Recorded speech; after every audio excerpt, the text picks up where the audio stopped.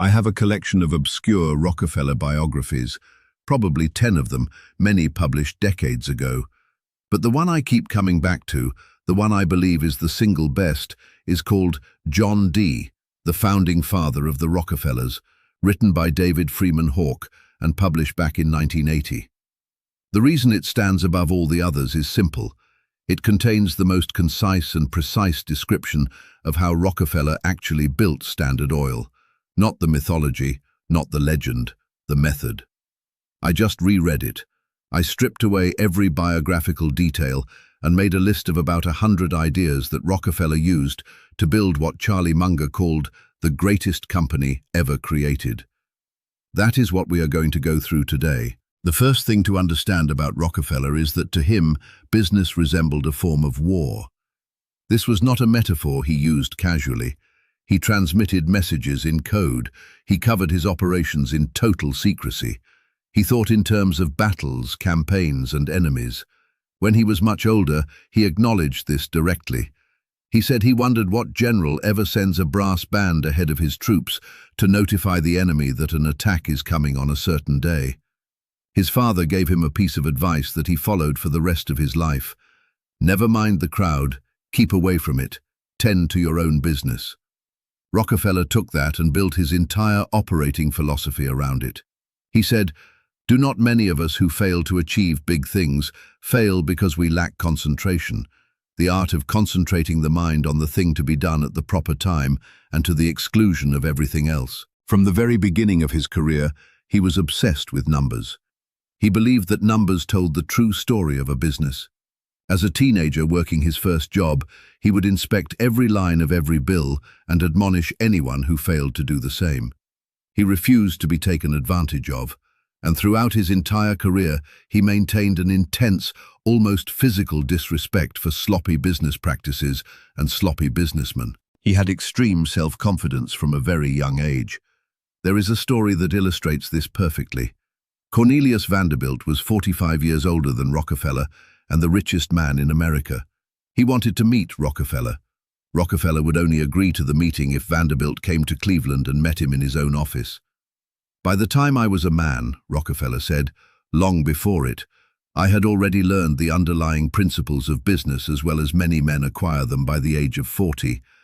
I needed no one to advise me about the nature of transactions I had been carrying on since childhood." He was methodical. He moved ahead slowly, cautiously. He said little and observed everything. He was obsessed with neatness and orderliness. His first love in business was accounting and bookkeeping, which he had learned as a teenager. He described it this way: "It is fascinating to know at all times the resources and liabilities of a business, to keep an exact record of just how things stand." He also had immense self-control. Employees who worked alongside him for decades said he never lost his temper, never raised his voice, never uttered a profane word, and never acted discourteously. Not once. Another trait that never left him: he actively sought out problems. The art of living, as he saw it, consisted of facing problems and solving them. He described it simply: find a problem, work at it, solve it as well as I can, put the administration of that problem in good hands, and then move on to the next one. When he was a teenager, his father dropped him off in a city where he knew no one, with no contacts and no letters of introduction, and told him to fend for himself. The way he found his first job tells you everything about how he would later build his business. He drew up a list from the city directory of every firm he considered worth working for.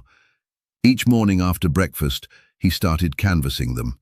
He would walk into banks, railroads, commission houses, shipping firms, and ask to see the man in charge. If refused that, he spoke to whoever would give him a minute. He did this 6 days a week, week after week. When he had visited every important firm in the city, he began the rounds again.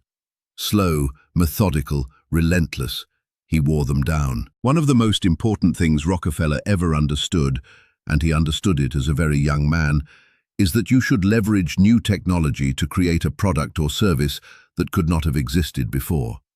His first job was at a commission house that sold commodities. What he noticed was that this business could only exist because of two inventions: the railroad and the telegraph. The telegraph gave you instant news of price changes in wholesale markets. The railroad let you act on favorable price swings by carrying shipments swiftly to buyers. He took this exact same insight and used it when he entered the oil business. You will see him embrace and leverage technology throughout his entire career. He also thought and acted like an owner before he was one. Even as an employee, he scrutinized every bill. He verified every line item. He added every total. The bill had to be accurate in every detail before he approved it to be paid. The people who worked with him as a teenager called him strict. That strictness lasted his entire career. A related idea: the good ones know more. Not because they are more talented, because they put in more effort collecting information. A fascination with business that can only be called a passion held him to the office. The figures in his ledgers were to him like words to a poet. The yearly account books resembled volumes of history. He would go over the old books of every firm he worked for, and over time he knew more about the commission business, past and present, than anyone else in the city. And one of the most consequential things he observed during those early years was that not everything is as it appears on the outside. While managing commodity shipments across the country, he had to study the business of transportation. He discovered that the posted freight rates, the rates publicly presented as fixed, were not fixed at all. They could all be negotiated. A favored shipper at the end of the month would receive a rebate on that rate that could amount to a substantial sum. He filed this observation away. He would use it to build his entire empire. When he left to start his own business, he made a mistake he never repeated.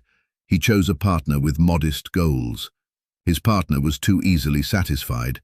Rockefeller was after something big from day one, and he refused from that point forward ever to partner with someone who was not equally ambitious. Now we get to something that was central to his early strategy: borrowing.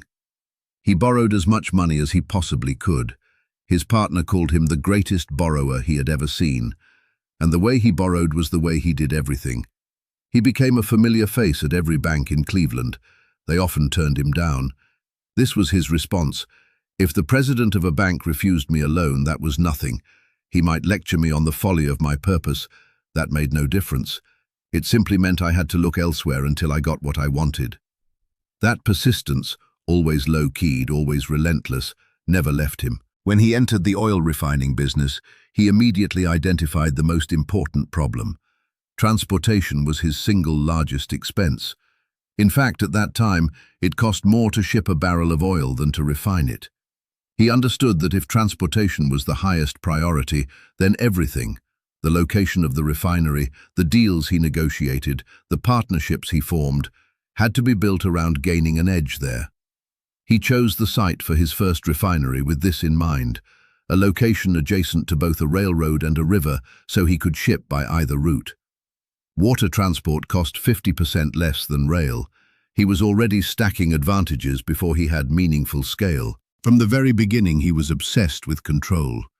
He opened a workshop at his refinery and began manufacturing his own barrels, rather than relying on outside suppliers. He kept borrowing heavily. His reasoning was simple: I will not survive as a single refinery. He needed to get big fast, and he needed to do it before someone else did. This ambition led to a confrontation with his partners, who thought he was borrowing too much.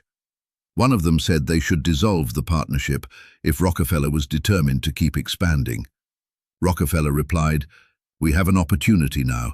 It may not last long." He did not argue. He moved. Quietly, without telling anyone, he lined up financing from another investor and waited. When the confrontation came, his partners forced an auction of the firm's assets. They were certain he didn't have the money to win. He outbid them. A few weeks later, the newspapers announced his new partnership, and that at 25 years old, he was now the owner of one of the largest refineries in the world.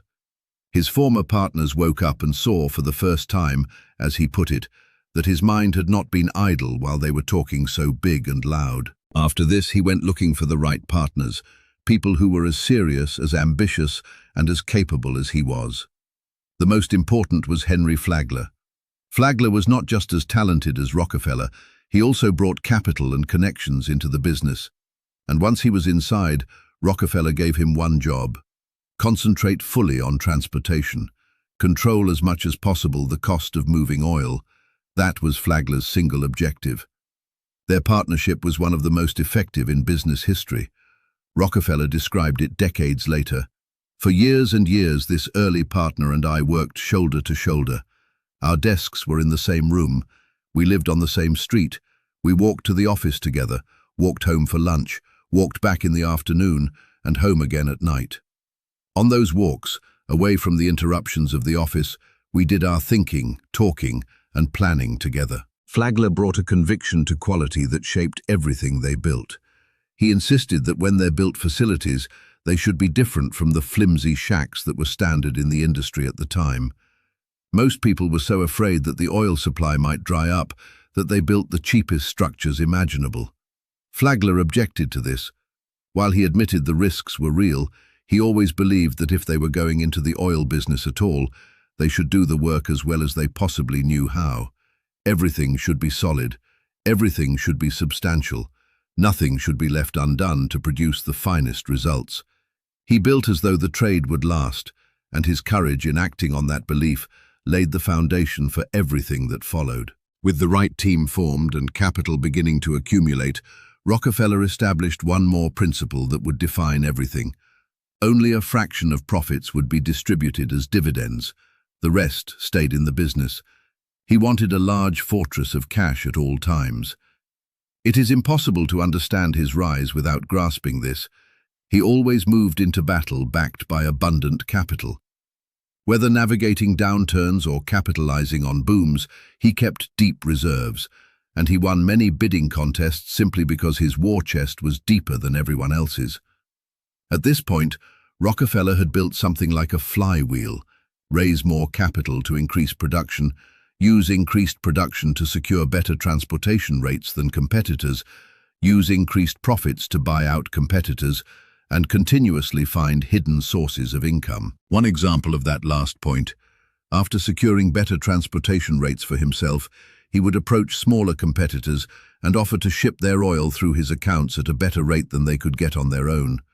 He was now making money on every barrel his competitors shipped. His company was refining about 1,500 barrels a day, but shipping over 4,200. He also used his equity as a weapon. He offered prominent local bankers the opportunity to buy Standard Oil stock at favorable prices. He wanted to make it in their interest to lend to Standard and, more importantly, to refuse loans to Standard's competitors. He understood that relationships drive everything, and he was constantly cultivating them.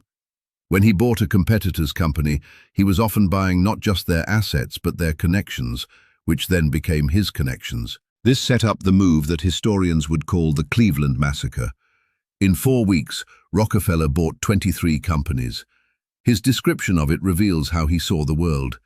He described the business as full of amateurs, men losing money year after year, incapable of surviving the conditions. His company, by contrast, had been profitable every single year of its existence. He went to these competitors and said, "Come with us and we will do you good. We will stand in for the risks of this business. We will give you a return on the capital you have invested." He was not naive about the methods involved. When one refiner told Rockefeller he was not afraid of him, Rockefeller replied, "You may not be afraid to have your hand cut off, but your body will suffer." His approach was always to start at the top of his target list, the largest, most formidable competitor first. By the time he was halfway down the list, the rest had no choice. And when those who tried to hold out went to the banks to borrow money for expansion, they found that the bankers were already in Rockefeller's pocket. Of the 23 companies he acquired, he offered each owner a choice: stock or cash. Only 5 took the stock. That turned out to be one of the most consequential decisions those 5 ever made. Rockefeller's own advice, which he repeated throughout his life, was simple: sell everything you have, even the shirt on your back, but hold on to that stock. Let it feed upon itself. He also developed the tactic of the hidden company. When he acquired a business that had carved out a profitable niche, say a refinery specializing in canned oil for export to Europe, he would buy it but keep it operating under its old name, with no visible connection to Standard Oil. This was so effective that enraged independent refiners would sometimes refuse Standard's offer, choosing instead to sell to what they thought was a local competitor, not realizing they had just sold to Rockefeller anyway. He organized a loose confederation of competing refiners called the National Refiners Association, positioning himself as its president. The goal was ostensibly cooperation, buying crude as a group, negotiating transportation rates as a group. He expected it to fail from the start. His industry, he said, was made up largely of men untrained in business, from a variety of occupations not well calculated to prepare them for high-grade competition. He said fidelity to a covenant was the sign of a real man, and these, he believed, were not real men. They would keep their agreements only as long as the agreement suited them, but that was not the point. As president, he gained access to the books of every member. He learned the inside of every operation. He came to know every leader in his industry, and from that information, he could identify who was a serious operator worth recruiting as a partner and who was already dying and just didn't know it yet. For the capable ones, he made his pitch directly. You can own a share of the best oil company in the world, or we can continue to compete. Here are our books. Look at the profits we made in years when you were losing money. Those who looked came away astonished, and his offer was structured to appeal to independent-minded founders specifically. Division leaders would have genuine authority and autonomy. They would run their operations. They would sit in on company strategy meetings. Policy would be set at the center, but considerable latitude would be given to the people running each region. When that offer was presented clearly, independent thinking men found it hard to refuse, and none did. There is one more thing worth saying about how Rockefeller thought about his own work, because it explains something that might otherwise seem contradictory in his story. He genuinely believed his cause was righteous. Later in life, looking back on everything he had built, he described the oil industry before Standard Oil as chaotic, destructive, full of men tearing down the very structure they needed for protection. He believed that what he had done, the consolidation, the discipline, the order, had been an act of building, not destruction. He called it an upbuilding process. Whether you agree with that assessment or not, the belief was real, and it mattered. Because a man who believes his cause is righteous does not hesitate. He does not second-guess. He moves. That relentless, patient, methodical forward motion, that is the thing that you cannot take out of the story of John D. Rockefeller. He was infinitely patient. He would do nothing, nothing, nothing, wait for exactly the right moment, and then act on a grand scale. The book is extraordinarily difficult to find, but if you can get a copy, read it.